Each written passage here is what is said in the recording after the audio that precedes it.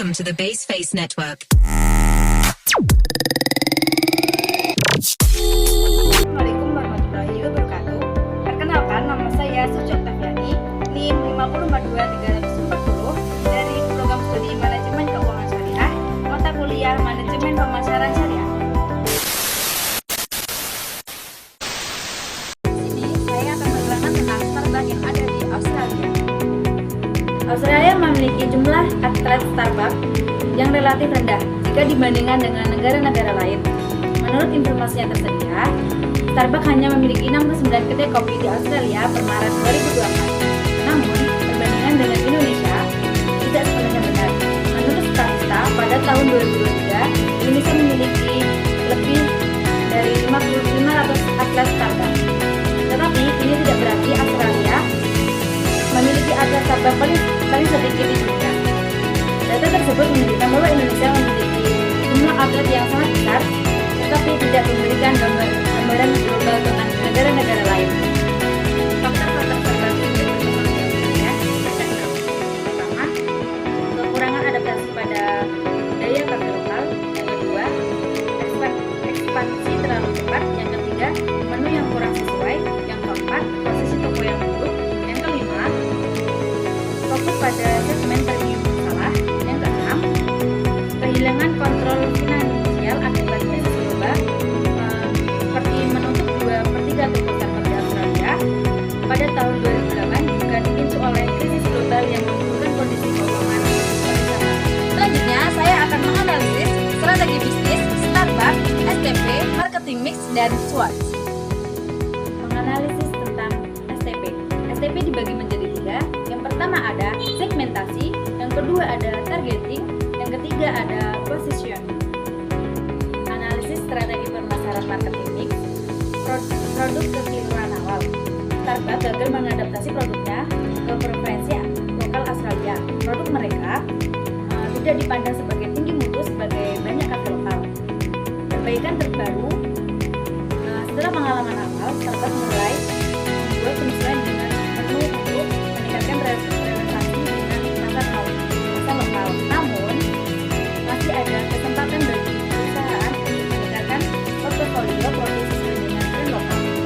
Price tidak sesuai harga lokal.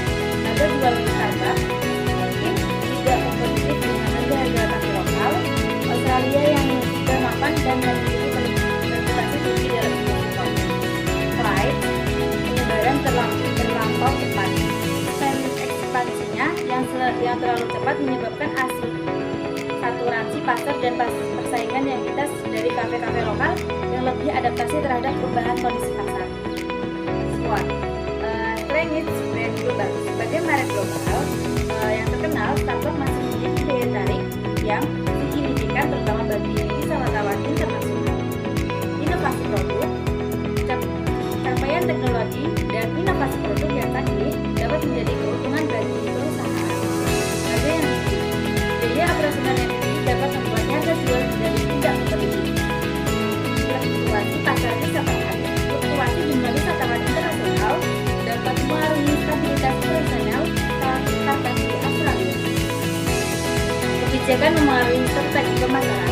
Analisis kebijakan, prinsip, perubahan paradigma dalam perdagangan internasional. Sebelumnya, perdagangan internasional biasanya didominasi oleh prinsip pasar bebas atau free trade dan inovasi tanpa batasan.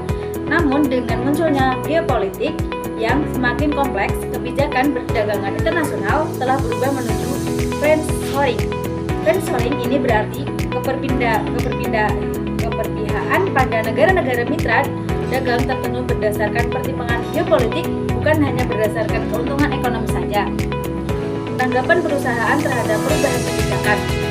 Yang pertama, analisis risiko geopolitik. Perusahaan harus melakukan analisis risiko geopolitik yang lebih relatif.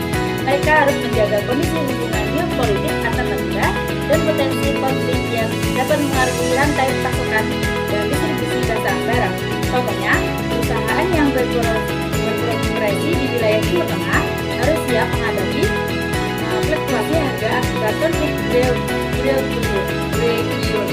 Yang kedua, ada investasi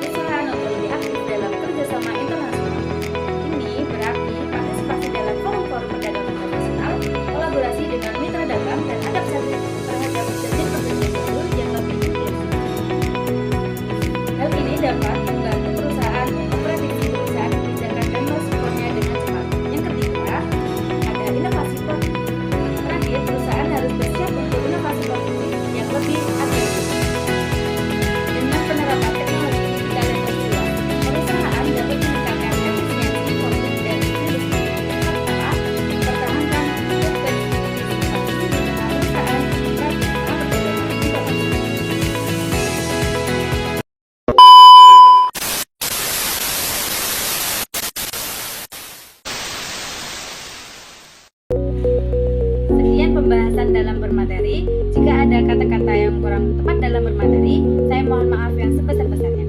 Saya akhiri